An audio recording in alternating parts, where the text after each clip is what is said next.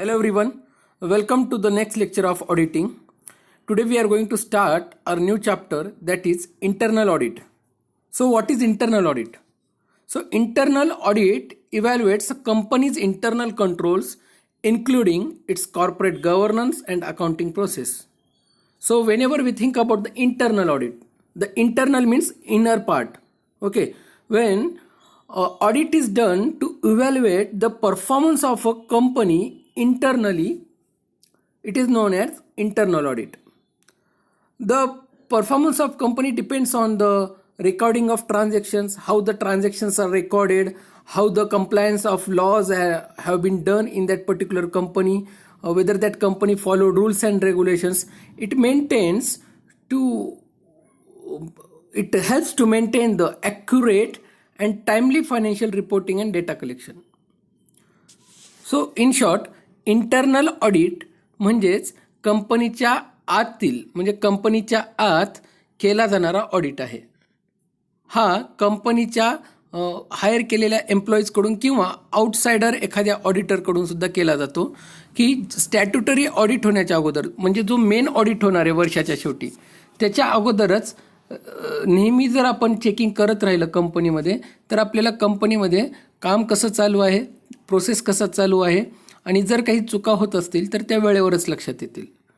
म्हणून मोठं नुकसान होण्यापासून टाळण्याकरिता कंटिन्युअस चेकिंग करणं आणि इंटरनली चेकिंग करत राहणं कंपनीच्या बुक्स ऑफ अकाउंटची हे खूप गरजेचं आहे आणि त्याच्यासाठी इंटरनल ऑडिट केला जातो. Internal audit also provide management with the tools necessary to attain operational efficiency by identifying problems. तर इंटरनल ऑडिट मॅनेजमेंटला हेल्प करतं की जर एखादं कामकाज करण्यासाठी जर काही महत्त्वाचे पाऊल उचलायची गरज असेल, नवीन काही स्टेप घ्यायची गरज असेल, कारण की प्रत्येक कंपनीचा ऑब्जेक्टिव्ह ठरवलेला आहे की कंपनीला काय करायचं आहे, कोणता ऑब्जेक्टिव्ह आहे कंपनीचा, किती प्रॉफिट कमवायचं असेल किंवा कशा प्रकारे कामकाज करायचं आहे हे कंपनीने ठरवलेलं आहे. त्या दृष्टिकोनातून काम चालू आहे का नाही हे जर मॅनेजमेंटला वेळेवरच लक्षात आलं तर इंटरनल ऑडिटचा फायदा होऊ शकतो आणि जर त्या ऑब्जेक्टिव्हला पूर्ण करण्यासाठी जर काही अडचणी येत असतील तर त्या अडचणी शोधल्या जाऊ शकतात. Correcting labs before they are discovered in external audit. म्हणजेच जेव्हा एक्सटर्नल ऑडिट होणार आहे, जेव्हा मेन ऑडिट होणार आहे, जेव्हा बाहेरचे लोक चेक करायला येणार आहेत कंपनीला, तेव्हा अगोदरच इंटरनल ऑडिट केल्यामुळे बऱ्याचशा चुका ह्या दुरुस्त केल्या जाऊ शकतात आणि त्यामुळं एक्सटर्नल ऑडिट करताना कमीत कमी चुका लक्षात येतील आणि त्यामुळे इंटरनल ऑडिट केला जातो. Internal audit is department or an organisation of people with a company that is tasked with providing unbiased independent review of system, business organisation and process.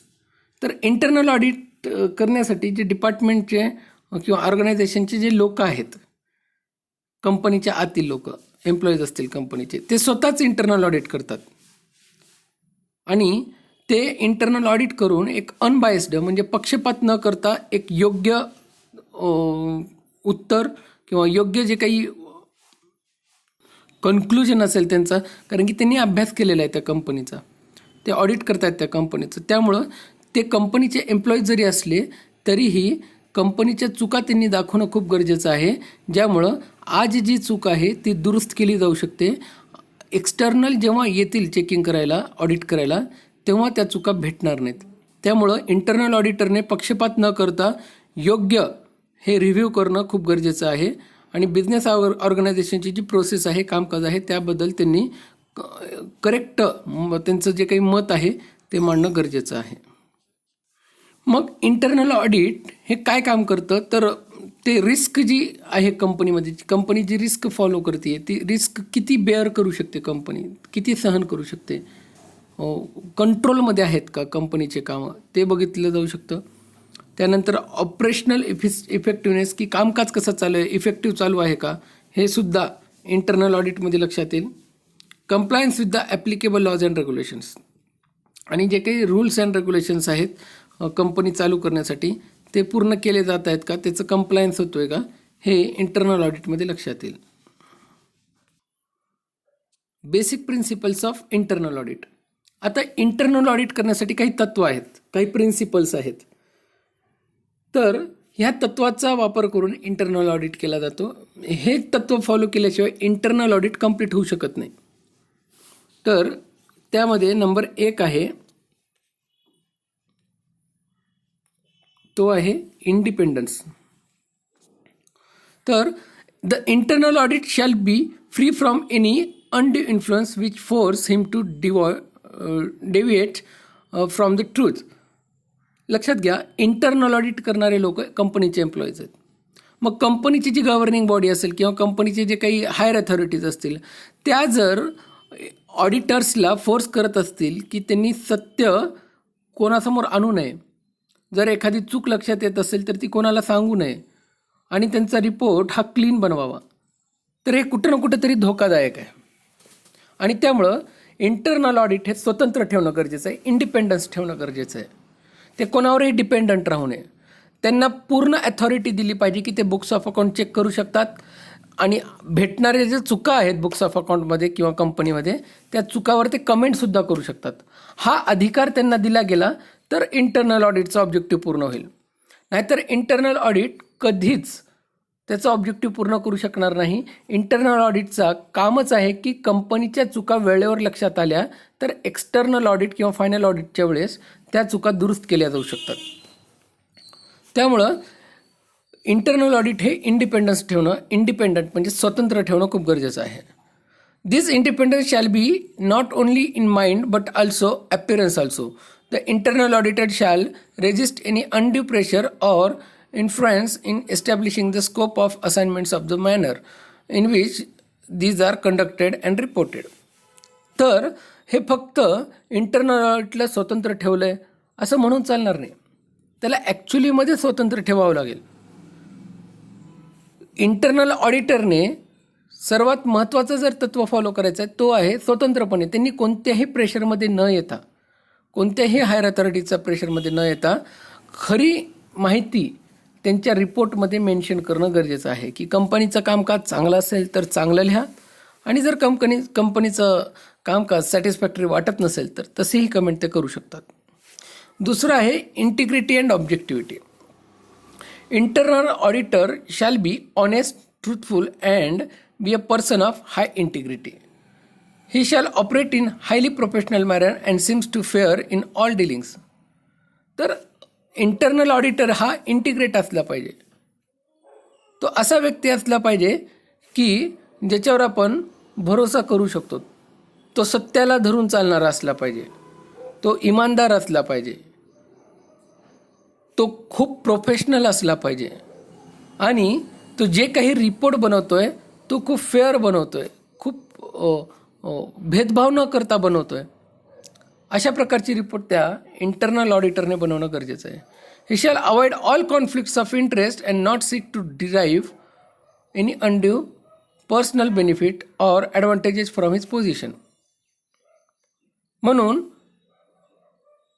Internal ऑडिटरने होईल तेवढं कॉन्फ्लिक्ट टाळायचा प्रयत्न करायचा आहे. म्हणजे कोणासोबतही त्याचा वादविवाद होऊ नये किंवा त्याच्या पर्सनल फायदा, कॉन्फ्लिक्ट ऑफ इंटरेस्ट ज्याला आपण म्हणतो, की त्याचा स्वतःचा पर्सनल फायदा कुठं येऊ नये ह्याची दक्षता त्याने घेतली पाहिजे.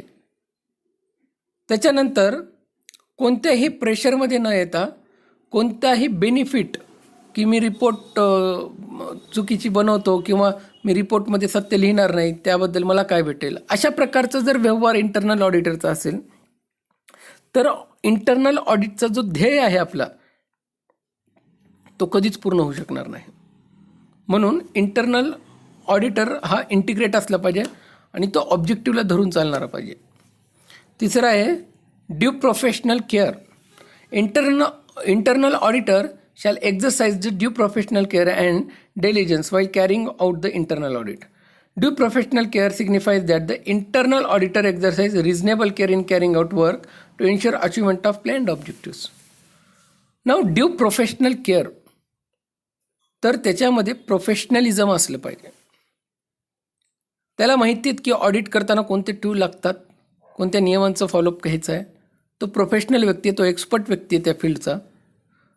पण तो जर प्रोफेशनली वागत नसेल, तो जर इंटरनल ऑडिट करताना तेवढी केअर घेत नसेल, त्याच्या एक्सपर्टीजचा पूर्ण वापर करत नसेल तर इंटरनल ऑडिटचा ऑब्जेक्टिव्ह पूर्ण होणार नाही. Internal auditor shall pay particular attention to certain key audit activities such as establishing the scope of the engagement to prevent omission of the important aspect, recognizing the risk and materiality of the areas, having required skills to review the complex matters. Internal ऑडिटरने professional care घेणे म्हणजे काय करणे, जे महत्त्वाचे important aspect आहेत ते check करायला विसरायचं नाही आहे. आता तो ऑडिटर त्याला माहिती आहे की कोणकोणते बुक्स ऑफ अकाउंट्स असतील की कोणकोणते डिपार्टमेंट्स असतील जिथं खूप जास्त दक्षता घ्यायची गरज आहे, तिथं त्याने जास्त लक्ष दिलं पाहिजे. Recognising the risk and materiality of the areas, असे जे एरियाज आहेत कंपनीमधले, मग ते डिपार्टमेंट असतील किंवा ट्रान्झॅक्शन्स असतील, जिथं खूप दक्षता घ्यायची गरज आहे, जिथं रिस्क जास्त आहे कंपनीची, त्यांना व्यवस्थित चेक करणं गरजेचं आहे. जे कॉम्प्लेक्स मॅटर्स आहेत, जे अवघड ट्रान्झॅक्शन्स असतील, अवघड मॅटर्स असतील, तिथं स्पेशल स्किल्सचा वापर करून त्याला ते चेकिंग करावी लागेल. Establishing the extent of testing required to achieve objective with specified deadlines. Establishing the extent of testing required to achieve objective with the specified deadlines. आता एक डेडलाईन ठरवणं गरजेचं आहे जेव्हा तुम्ही इंटरनल ऑडिट म्हणतायत. आता डेडलाईन म्हणजे जे काही टेस्टिंग करण्यासाठी त्याला जे काही स्किल्स लागतील, जे काही मॅनपॉवर लागेल, त्याला जो काही रिसोर्स लागतील, त्या रिसोर्सेसचा वापर करून त्याने एका डेडलाईनच्या आत इंटरनल ऑडिट करणं गरजेचं आहे. चौथा तत्व आहे confidentiality. Okay, now confidentiality. Internal audit केला जातोय की कंपनीच्या लोकांना किंवा कंपनीच्या हायर अथॉरिटीजला वेळेवर चूक लक्षात यावी ह्याच्यासाठी. मग इंटरनल ऑडिटर जी रिपोर्ट बनवतोय ती खूप कॉन्फिडेन्शियल असते, ती खूप गोपनीय असते, आणि त्यामुळं तो जो काही ऑडिट वर्कमध्ये काम बघतोय, जे काही ट्रान्झॅक्शन्स बघतोय, जे काही माहिती घेतोय, त्याचा वापर त्याने स्वतःच्या पर्सनल बेनिफिटसाठी केला नाही पाहिजे. जी माहिती तो कंपनीमधून गोळा करतो, जी हायली कॉन्फिडेन्शियल माहिती आहे, ती माहिती तो सेक्युअर ठेवला पाहिजे. ती माहिती त्याने गोपनीय ठेवणं गरजेचं आहे. तो एक्सपर्ट आहे ऑडिट या फील्डमधला, त्यामुळं त्याला सगळी माहिती कंपनीने दाखवल्याशिवाय तो ॲक्च्युअल चुका शोधू शकणार नाही. पण ऑडिटरचंही कर्तव्य आहे की त्याने ती माहिती कॉन्फिडेन्शियली ठेवावी. Skill and competence. तर internal auditor shall have sound knowledge, strong interpersonal skills, practical experience and professional expertise in certain areas and other competence required to conduct quality audit. तर इंटरनल ऑडिटर हा स्वतः expertise असला पाहिजे audit करण्यामध्ये, त्याच्याकडं professional qualification असलं पाहिजे, त्याच्यामध्ये त्या स्किल्स असल्या पाहिजेत की तो ऑडिट करू शकेल. त्याला ऑडिटिंगबद्दलचा जो व्यवस्थित नॉलेज आहे तो असणं गरजेचं आहे. त्याच्यामध्ये ती क्वालिटी असेल तर तो ऑडिट चांगल्या प्रकारे करू शकेल. त्यामुळे इंटरनल ऑडिटरमध्ये स्किल आणि कॉम्पिटन्स क्षमतासुद्धा असणं गरजेचं आहे. Risk based audit. The internal auditor shall identify the important audit areas through a risk assessment exercise and tailor the audit activities such as the detailed audit procedure are priorities and conducted over high risk areas and issues, while less time is devoted to low risk areas through curtailed audit procedures. Now, curtailed audit procedures म्हणजे auditor हा expertise आहे, त्याच्याकडे वेळ कमी आहे, त्यांना कमीत कमी वेळेमध्ये ऑडिट करायचं आहे, त्याला कमीत कमी वेळेमध्ये पूर्ण चेकिंग करायची आहे. त्यामुळे त्याला माहीत असलं पाहिजे की असे कोणते मेन एरियाज आहेत जिथं रिस्क जास्त आहे आणि जिथं जास्त लक्ष द्यायची गरज आहे, आणि दुसरा एरिया त्याने शोधला पाहिजे जो कमी रिस्कचा आहे. मग जिथं जास्त रिस्क आहे, जिथं जास्त इन्व्हेस्टिगेशनची गरज आहे, तिथं जास्त इन्व्हेस्टिगेशन करा, तिथं जास्त गांभीर्याने चेकिंग करा, डिटेल्ड चेकिंग करा. आणि जे कमी रिस्कचे एरियाज आहेत तिथं थोडंसं कमी लक्ष, कमी टाईम दिलं तरी चालेल. अशा प्रकारे जर तो काम करत असेल तर इंटरनल ऑडिट वेळेवर पूर्ण होईल आणि ऑडिटचा जो ऑब्जेक्टिव्ह आहे तो पूर्ण होईल. म्हणून ऑडिट करताना वेळेचं बंधन असल्यामुळे रिस्क बेस्ड ऑडिट म्हणजे जिथं जास्त रिस्क आहे तिथं जास्त वेळ खर्च करणे, जिथं कमी रिस्क आहे तिथं कमी वेळ खर्च करणे, या पद्धतीच्या जर प्रोसिजरने ऑडिटर गेला तर त्याचा फायदा इंटरनल ऑडिटमध्ये जास्त होऊ शकतो. त्यामुळे आज आपण principles of audit, internal audit हे 6 पॉईंट बघितलेत. नेक्स्ट लेक्चरमध्ये आपण बाकीचे पॉईंट बघूयात. आज मी तर थांबतो. Thank you very much.